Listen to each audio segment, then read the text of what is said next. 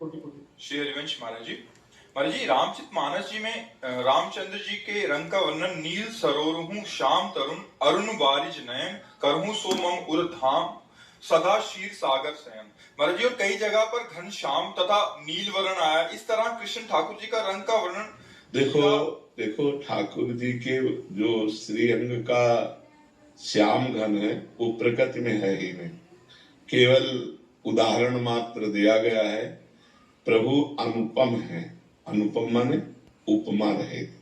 जैसे केकी कंठाभ नीलम भगवान श्री राम के लिए आता है। कैसे बोले केकी कंठाभ, केकी कहते मोर, मोर के कंठ में जो नीलिमा होते ना, बोले ऐसे।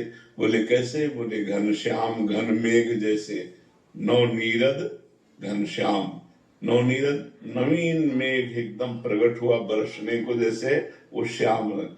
ये कोई भी भगवान के श्रीअंग की श्यामता को, भला प्रकृति का रंग चिदानंद रंग कैसे हो सकता है। तो वास्तविक जो भगवान की श्यामता, एक बार हमको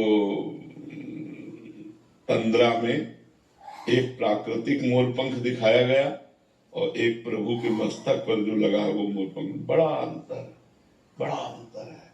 प्रभु के श्यामता जो है वो इंद्र नीलमणि श्याम मनोहर, कहीं इंद्र नीलमणि श्याम सुंदर, कहीं नवीन मेघ जलधर, कहीं केकी कंठाभ नीलम, ऐसे जो वर्णन आया है मान लो नील कमल जैसा आया है। लेकिन ये सब जितने वर्णन है ये सब उपमाएं हैं, लेकिन भगवान तो अनुपमेय है, उपमा रहित है। उनकी उपमा कैसे दे।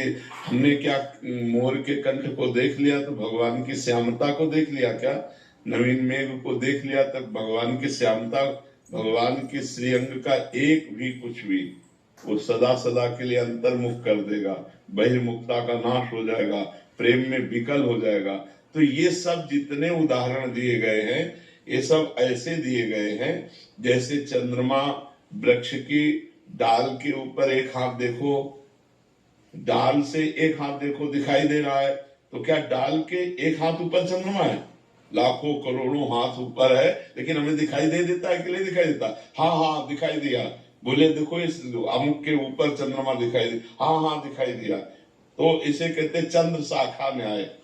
तो हम भगवान की उपमा देते कि लगभग ऐसे होंगे, हम भावना कर सके। बकाया सही जो रूप है भगवान का वो प्राकृतिक कोई उदाहरण ही नहीं बैठता, वो अनुपम है। वो जब श्यामता हमारे बसेगी तो गोपीजन क्या कह रहे, जीत दे